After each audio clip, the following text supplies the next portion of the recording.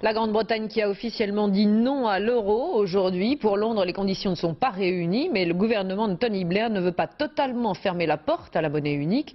Un référendum pourrait être organisé l'année prochaine. Christelle Méral.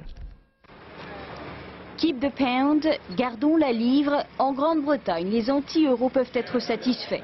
Le ministre des Finances l'a annoncé comme prévu cet après-midi devant la Chambre des députés. Le pays n'est pas prêt à adopter l'euro.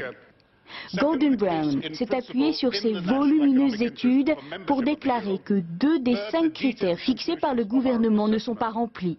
L'Angleterre n'a pas suffisamment adapté son économie par rapport à celle de la zone euro et la flexibilité reste insuffisante. Cependant, le chancelier de l'échiquier a voulu rassurer les pro-euro et laisse la porte ouverte à un référendum. Si sur la base des critères que nous avons définis, nous pouvons montrer sans ambiguïté que le gouvernement, dans l'intérêt du pays, recommande à la population de voter oui à un référendum sur l'adhésion à l'euro, eh bien si les conditions économiques sont bonnes, alors oui, nous devrons adhérer. Cependant, aucune date n'a été fixée pour cet éventuel référendum, car l'opposition à l'euro est très forte, outre-Manche.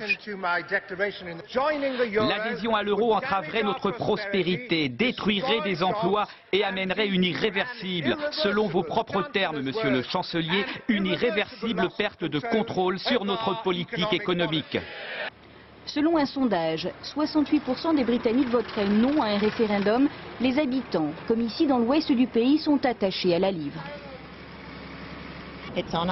C'est notre monnaie, nous allons perdre tout cela et je ne vois pas pourquoi nous le ferions. Si nous adhérons, qu'est-ce qui va aussi disparaître? La monarchie, notre façon de vivre? En Grande-Bretagne, les milieux économiques sont les plus favorables à l'euro, une monnaie unique qui développerait le commerce avec leurs partenaires européens.